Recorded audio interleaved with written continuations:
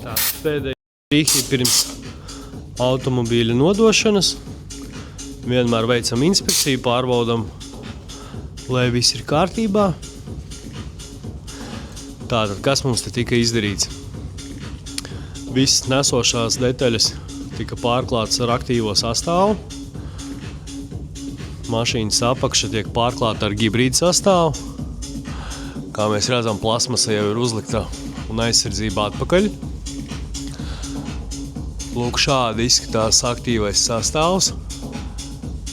Tātad viņš ir uznests visur, kur tiek reaģenti. Jaunas skrūvītes izpūtējam. Tātad visa apakšiņa, visi sliekšņi arī tiek apstrādāti.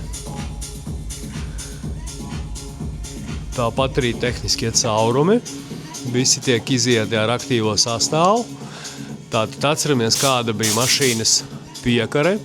Tagad viņi izstās ļoti smuki, visa melna.